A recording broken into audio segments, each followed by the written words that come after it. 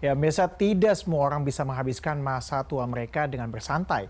Banyak juga lansia yang terpaksa untuk mencari nafkah di usia senja. Untuk membantu mereka, hadirlah Komunitas Sedekah Habit Malang atau SHM. Sedekah Habit Malang atau SHM punya misi membantu para lansia duafa.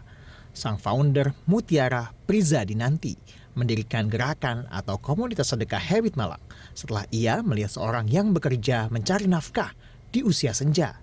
Saat itu ia tengah kongko bersama temannya. Bertiga dengan teman-temannya, ia mengumpulkan uang untuk membelikan makanan untuk lansia itu. Setelah itu, ia menggagas sedekah Habit Malang. Komunitas ini pun resmi berdiri pada 7 Juli 2015. Dengan sejumlah relawan, tiap minggu mereka membagikan nasi kotak kepada yang membutuhkan, sekaligus mencari dan juga mensurvei lansia yang juga membutuhkan bantuan lebih lanjut. Misalnya, membutuhkan biaya pengobatan. Ya, untuk mengenal lebih jauh komunitas sedekah Habit, kita akan berbincang langsung dengan pendirinya.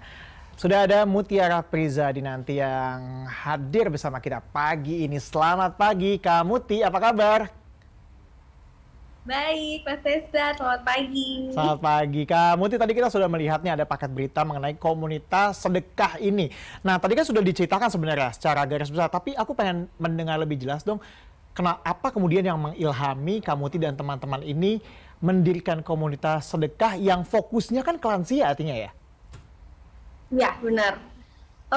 Soalnya tuh awalnya tuh aku ngelihat pada saat itu, pada zaman 2015 tuh aku ngelihat banyak banget komunitas yang fokusnya ke anak yatim, terus habis itu fokusnya ke anak-anak, ke fakir miskin, tapi kayak yang fokus sama lansia yang udah bekerja tapi nggak ada bantuan itu jarang banget komunitas yang fokusnya ke lansia. Akhirnya aku berinisiatif untuk bikin komunitas yang fokusnya ke mbah-mbah bekerja Oke. tapi kurang mampu, seperti itu. Oke, artinya bahwa mereka yang berusia sudah lanjut tapi masih aktif bekerja, begitu ya Kak Muti ya? Betul, betul banget. Jadi kayak misalkan mbah-mbah yang ada yang jualan pisang, terus Oke. jalan kaki rumahnya dari rumahnya mungkin bisa jarak tempuhnya bisa 2 sampai 3 jam ke kota kayak gitu. Aku ngelihat pemulung yang udah lansia, jadi targetnya tuh mereka yang bekerja, jadi bukan yang minta-minta gitu. Oke, nah ini menarik sekali tentunya gerakannya ini ya. Jadi kalau sekarang ini gimana nih perkembangannya sejak awal dimulai sampai saat ini sudah berapa orang nih yang dirangkul begitu oleh Kak Muti melalui komunitas ini? Kalau sekarang sih sebenarnya semenjak kami pandemi dari tahun 2015 sampai pandemi mungkin udah hampir 200 bantuan yang udah kita Oke. salurkan gitu. Wow, oke. Tapi mungkin pas pandemi itu kita sempet off, tapi off-nya itu cuman off para relawan aja karena kan pas pandemi itu agak susah kita melakukan perkumpulan. Jadi Oke. kita memang dari internal aja yang bergerak, tetap bagi-bagi ke lansia-lansia itu ya sampai detik ini ya mungkin sekitar 250-an lah yang udah kita salurkan bantuannya. Oke, itu cukup banyak artinya ya. Kalau untuk tim intinya sendiri ada berapa orang sih sebenarnya Kak Muti? Sekitar 10 orang. 10 orang, 10 oke. orang. Iya. Nah, kalau untuk relawannya sendiri gimana nih? Rekrutmennya apakah per kegiatan atau misalnya ini setiap tahun ganti atau gimana nih? Kita sih sebenarnya karena relawan nih, jadi kita nggak pernah bisa maksain orang-orang yang ikut mau gabung sama kita. Jadi kebetulan yang dari internal itu memang dari teman-teman dekat sendiri sih, alhamdulillahnya. Jadi yaudah kalau bisa pas lagi bisa, yaudah yuk kita berangkat bareng. Kalau nggak bisa, yaudah mungkin bisa yang jalan cuma 2 sampai 3 orang kayak gitu.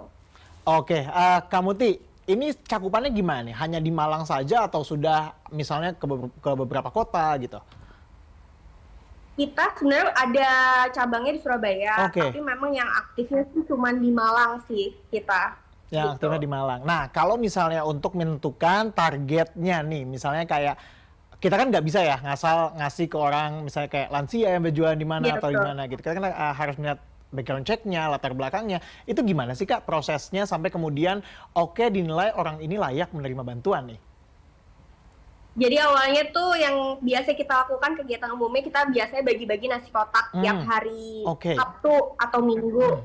Setelah itu ketika kita bagi-bagi nasi kotak kan di jalanan, terus kita wawancara namanya siapa, terus udah berapa lama, rumahnya di mana. Nah, nanti dari situ kita pilah-pilah lagi yang memang dia tinggalnya tuh jauh, terus habis itu benar-benar apa namanya sebatang kara. Biasanya kita memang targetnya yang sebatang kara seperti itu. Nah, nanti setelah udah kita catat namanya dan lain-lain, pas hari berikutnya nanti kita akan datang ke lokasi tempatnya, ke tempat tinggalnya. Kita pengen tahu tuh, nanti setelah kita survei ke tempat tinggalnya, oh ternyata memang rumahnya mungkin udah benar-benar harus diperbaiki, atau misalkan memang rumahnya lumayan nih masih bisa kita pertahankan. Oh mungkin beliau daripada usahanya jalan keliling di jalanan, mending kita kasih bantuan usaha kayak kita buatin warung sembako.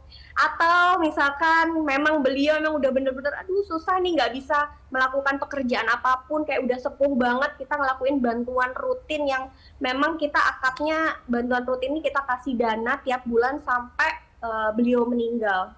Gitu. Oke, wah itu menarik sekali ya.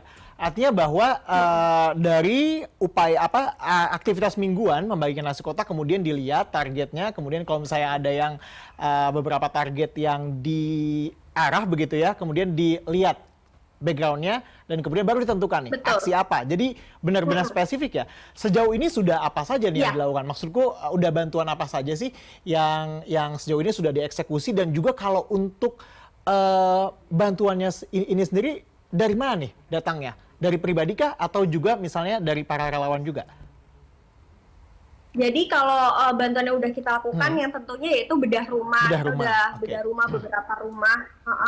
Terus yang kedua adalah yang ngasih bantuan apa namanya kayak warung sembako kayak gitu, karena yang bisa kita lakukan seperti itu, atau ngasih tambahan modal misalkan dari bapaknya yang gerobaknya udah kayak rusak atau reot, kita perbaruin, kita kasih sepeda kayak gitu. Terus yang bantuan rutinnya ini tiap bulan kita kasih dana misalkan 2 juta atau 1.500.000 tiap bulan ke mbah-mbahnya, karena kan hidup sebatang kara gitu. Seperti itu. Nah, kalau untuk apa namanya? Sumber bantuan. Apa tadi Mas? Sumber bantuannya. Sumber bantuan. Iya. Sumber bantuan ini kita galangnya lewat Instagram. Oke, sejauh ini responnya gimana? Baik sekali kan dari masyarakat, dari hanya dengan modal Instagram ini? Oke. Iya, Masya Allah banget sih, Masya Allah banget. Masih terus sampai detik ini yang menyumbang itu hamba Allah banyak banget. Wow, keren sekali ya. Nah ini artinya bahwa kalau pemirsa tertarik juga untuk melihat profilnya mungkin ya, dan juga turut menyumbang, bisa juga artinya ke Instagramnya ya? Bisa banget, dan kita transparan banget kalau misalkan ada dana yang masuk tuh, kita pasti bakalan posting ini dari siapa, berapa puluh ribu pun kita akan posting, pokoknya transparan banget. Begitu juga pengeluarannya itu berapa rupiah itu akan kita informasikan di media sosial tersebut. Oke, wah itu menarik sekali, bisa dicek nih pemirsa.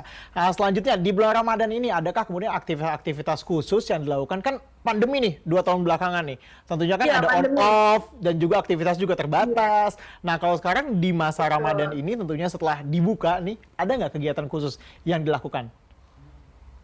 Kalau kita kegiatan khususnya dari pandemi sampai detik ini ya, udah 2 tahun lebih ini ya, kita memang bergeraknya secara internal aja 10 orang ini. Jadi yang kita lakukan memang bukan bagi-bagi nasi kotak lagi, tapi kita memang maintenance banget orang-orang yang sudah kita bantu. Bantuan rutin ini kita sekitar ada 15 mbah-mbah yang kita punya akad yang bakal kita tanggung hidupnya sampai beliau meninggal. Jadi tiap bulan kita akan silaturahmi ke sana dan ngecek apa yang dibutuhkan dan lain-lain gitu. Dan ada tambahan lagi, ada 12 anak yatim yang juga akan kita bantu sampai mereka balik nanti gitu. Wah itu menarik sekali, artinya bahwa ada dan Ramadan ini mungkin bagi-bagi THR, ada tambahan untuk bagi-bagi THR sembako. Wah, oke.